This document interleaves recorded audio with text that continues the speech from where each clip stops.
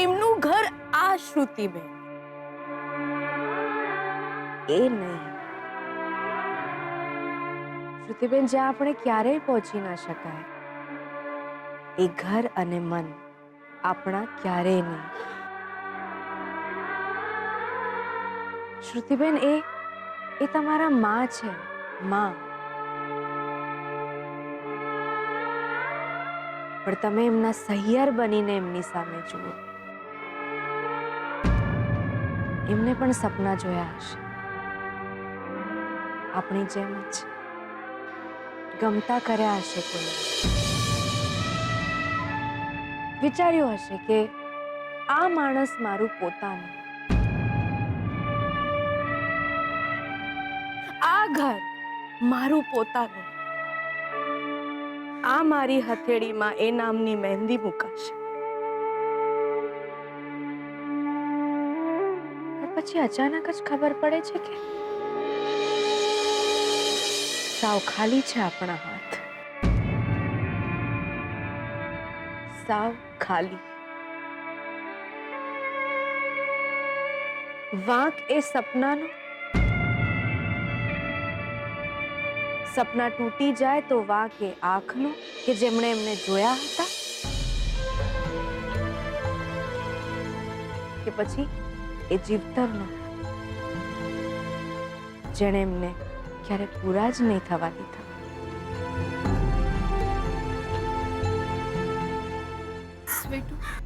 પોતે જે ગુમાવ્યું હોય એ પોતાના છોકરાઓને આપે એ માવતર.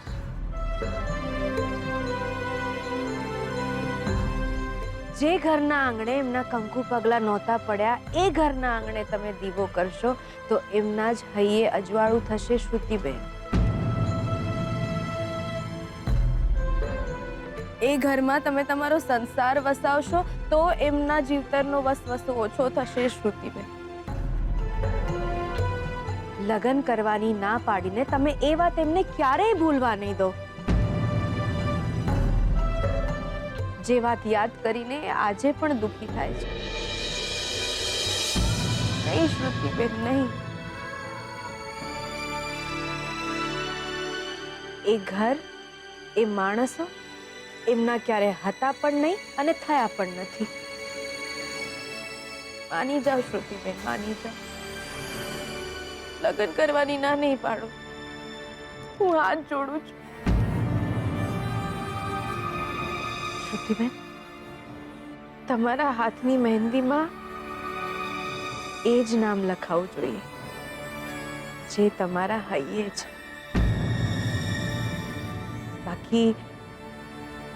બાકી હું અને તમારા માં એ જ છીએ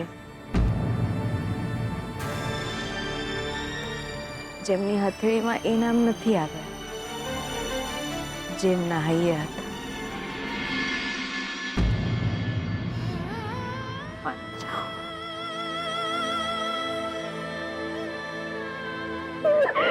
બસ શ્રુતિબેન, બસ.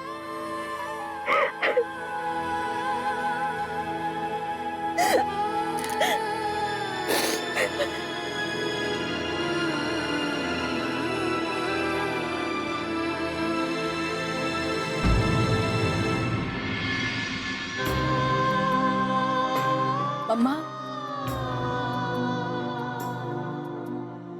I'm sorry.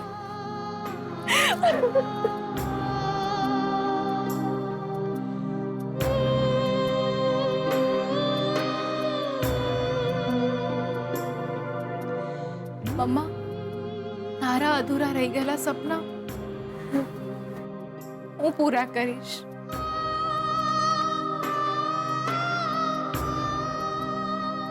શ્રુતિ બેટા,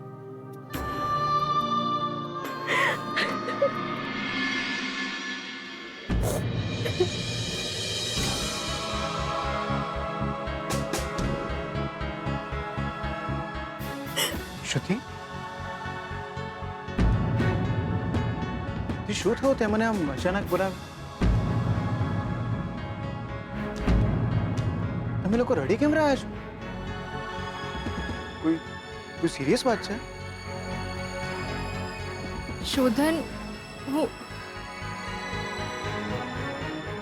હા શોભા, સિરિયસ મેટર છે. વાત હું કરીશ. શું થયું?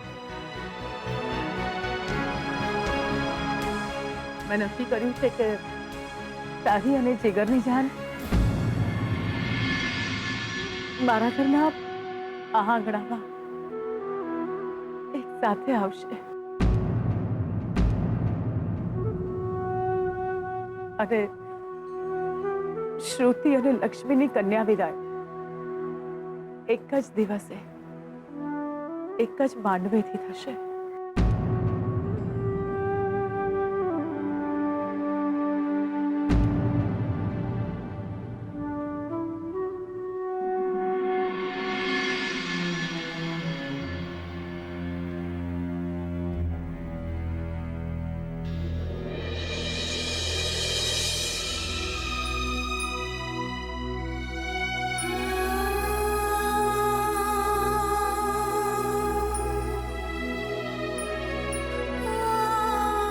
લક્ષ્મી,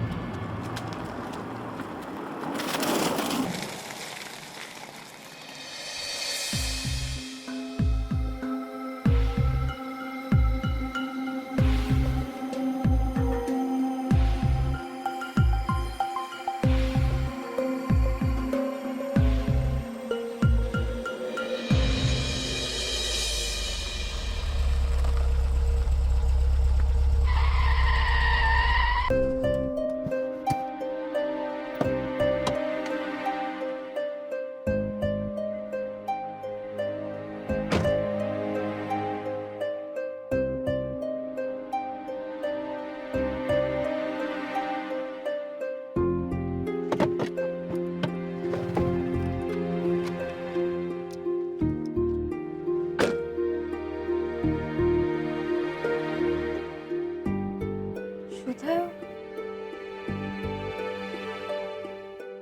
કંઈક તો એવી વાત હતી જે તમે કહી ના શક્યા અને શ્રુતિની મોંમાં કહ્યું નહીં. કંઈક તો એવું બનવાનું હતું જેના કારણે મારા અને શ્રુતિના લગ્ન અટકી છે. નહીતર તમે આમ મારી પાસે વચન માંગવા ના આવો. શ્રુતિ મને એમ કે કોઈ સિરિયસ વાત છે.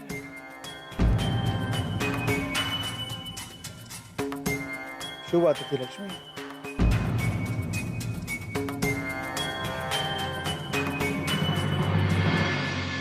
જે વાતો કહેવા જેવી ના હોય એ ના બોલાય તો જ સારું. વાત આજની કે કાલની નથી. કોઈ પણ પરિસ્થિતિમાં સંબંધ તૂટવો જોઈએ નહીં. એવું હોત તો આજે આપણે સાથે હોત. લક્ષ્મી, એક વાત તો હું તમારા કહ્યા વિના સમજી ગયો. કોઈ મુસીબત આવવાની હતી પણ તમે એને અટકાવી દીધી.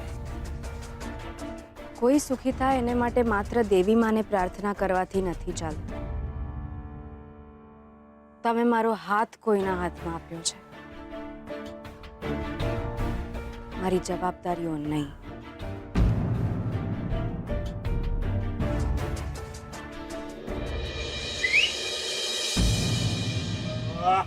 શું લાગે છે? વાત છે. ઓહો,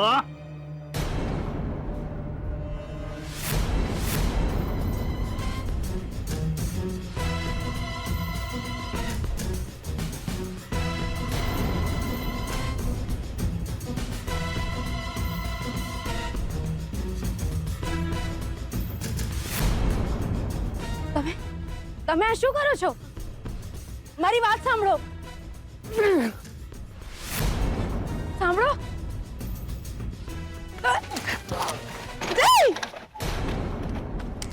તમે શું? બેસો કહું ને બેસો.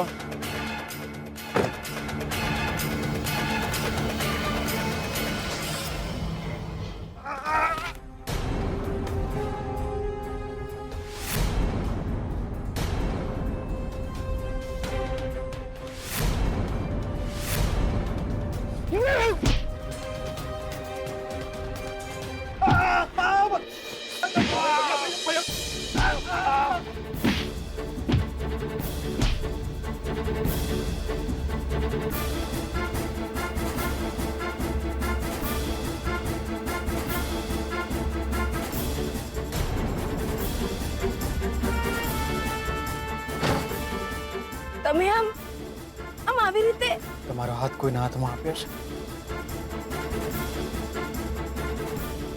જવાબદારી નહીં.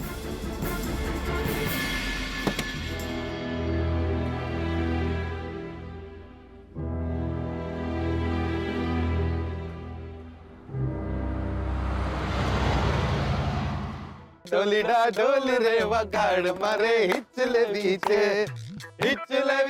રે મારે ગરબે જવું છે હિચલેવી છે ને મારે ગરબે જવું છે ડોલીડા ડોલ રે વગાડ. જીગલા જીગલા જીગલા મજા પડી ગઈ યાર. લક્ષ્મીએ તને લગ્ન માટે હા પાડી એ સાંભળીને મને એમ થાય છે કે હું એ તારી કાકીને છૂટાછેડા આપી દઉં. હે નહીં હા. અરે મારા હૈયે બી હિંમત આવી ગઈ છે. બીજી વાર સારા વાળી મળી રહેશે. તને મળી ગઈ છે તો મને લાગે છે કે મને મળી રહેશે. ઓ કાકા, આ મારા લગ્નની વાતમાં તમે શાના કૂદી પડ્યા યાર? આ તમારી ઉંમર જો, કમર જો, ઘોડા પર કઈ રીતે બેસવાના? એ બધું છોડ ને યાર. આજે હું બહુ ખુશ છું. લે મોઢું મીઠું કર. આ 100 ની નોટ ખાઈ જાઉં? ના ના, એમાંથી મીઠાઈ ખાઈ લેજે. બસ શીખલા, ભગવાન કરે તારું ઘર વસી જાય. બાકી તારી ઉંમરના વાંઢાઓ તો 2-4 ઘર ભાંગી નાખતા હોય છે. ભગવાન કરે ને જજ સાહેબ પાણીમાંથી પોરા ન કાઢે તો સારું. શોધન અને લક્ષ્મીના છૂટાછેડા થઈ જાય. પણ કાકા, શોધન અને લક્ષ્મીના છૂટાછેડા તો થઈ ગયા છે. શોધન અને લક્ષ્મી જજ સાહેબ સામે હાજર થયા હતા. અરે એમના ડિવોર્સનું સર્ટિફિકેટ આવવાનું બાકી છે દેવર. કાકા, તમારી સાસુનું શાક દાજે. તમે શું બોલી રહ્યા છો? આ કયો નવો બોમ્બ ફોડી રહ્યા છો યાર? અરે બોમ્બ તો જજ સાહેબ ફોડી શકે છે. એક મિનિટ. ઓ કાકા, મને હાર્ટ એટેક આવી જશે. હે દેર, અરે કાકા શું બોલો છો? એનું ભાન છે તમને? દેર, તમે તો કહ્યું હતું કે શોધન અને લક્ષ્મીના છૂટાછેડા થઈ ગયા છે. હા, પણ ઘણા કેસમાં એવું થાય કે જજ સાહેબ કેસને રીકન્સિડર કરે અને પતિ પત્ની વચ્ચે સુલેહ કરવાનું સૂચન પણ આપી શકે. દેર, ઈંટ મારીને માથું ફોડી નાખીશો તમારું? તમે શું યાર, હમણાં ઉલડીને ગરબા શેના ગાઈ રહ્યા હતા તો? એટલે મારો મેળ નહીં પડે. એટલે વકીલ કાકા, તમે જેમ કહો છો એમ સાચે જ શોધન અને લક્ષ્મીના છૂટાછેડા અટકી શકે એમ છે? હા. આ રાખો આ પૈસા, અને શોધન અને લક્ષ્મીના છૂટાછેડા થઈ જાય ને એ પછી જ મારું મોઢું મીઠું કરાવજો. જીગલા, આવી મારામારી કરાય? એ લોકો તો બદમાશ છે. એ તો કંઈ પણ કરે, એવી હરકત કરે. પણ તમે તો ચૂપ થોડી ના રહેવાનું. તમારી સામે કોઈ આંખ ઊંચી કરીને જોશે તો તમે ના તો ભાગી ગયા છો. ઇધર મારીને હાથ પગ તોડી નાખે. આવા સંસ્કાર. અરે તમારી સામે આંખ ઊંચી કરીને જોવાની હિંમત પણ કેવી રીતે થઈ એમની?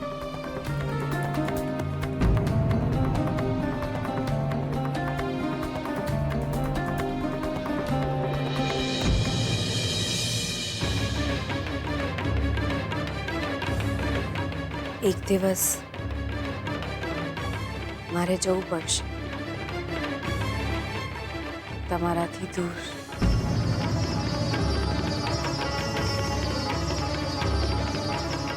ત્યારે હું કઈ નથી જાણતો લક્ષ્મી. તમને તકલીફ પડશે કે તમારી સાથે કોઈ પણ માણસ આવી હરકત કરવાની કોશિશ પણ કરશે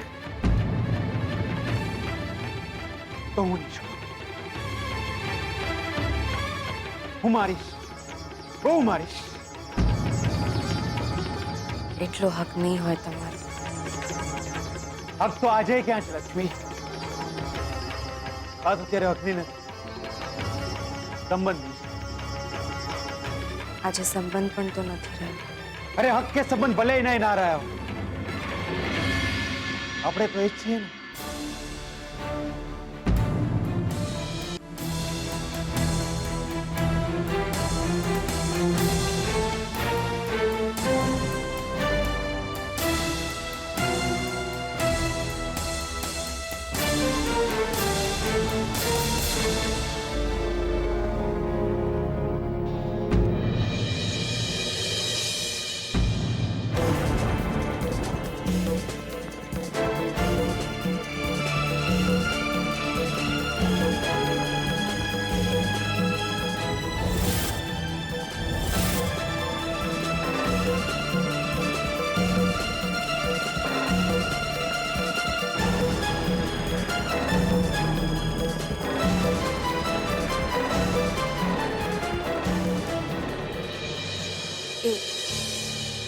એમના હાથમાં વાગ્યું હતું તો સમજ્યા હવે બકા? આ મલમ લગાડવાથી વાગેલું મટી જાય? કેમ? મને વાગી છે ચચરીને. અરે ક્યાં? હૈયે. હાર્ટ હોય ને અહીંયા.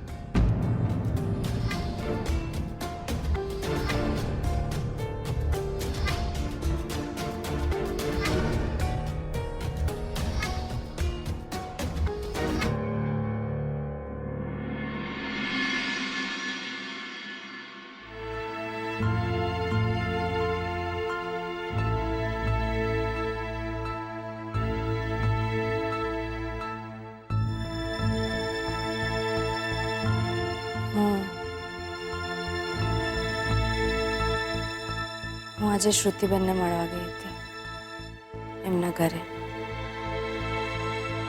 એમના મમ્મીએ કહ્યું કે બંને જાન એમના ઘરે આવશે. શોધનની અને મારી? બંને જાન એમના ઘરે આવશે. શોધનની અને મારી? હા. આમને કેમ સમજાવવું કે મારી જાન અત્યારે નીકળી જાય એમ છે? સોનેરી વાળવાળા માસી માની જ ગયા? હા. લક્ષ્મી, તમને યાદ છે આપણે માતાજી જોડે પ્રાર્થના કરી હતી કે માતાજી એમના આત્માને શાંતિ આલે? માતાજી આપણી પ્રાર્થના સાંભળી લીધી. સારું છે, એમના વરનું ઘટ પણ સારું જશે. તમે ખુશ નથી? હું ખુશ ન હોઉં? એટલે બખા કેવી વાત કરો છો? મારે તો જાન લઈને આવવાથી મતલબ. તમારી સાથે લગ્ન થવાના હોય તો દિયોર હું કોઈના બી ઘરમાં જાન લઈને ઘૂસી જાઉં.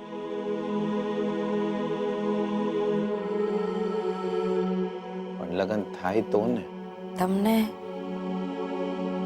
તમને મારે લીધે ખોટું લાગ્યું છે ને? મેલો ને યાર. એમને હાથમાં વાગ્યું હતું ને એટલા માટે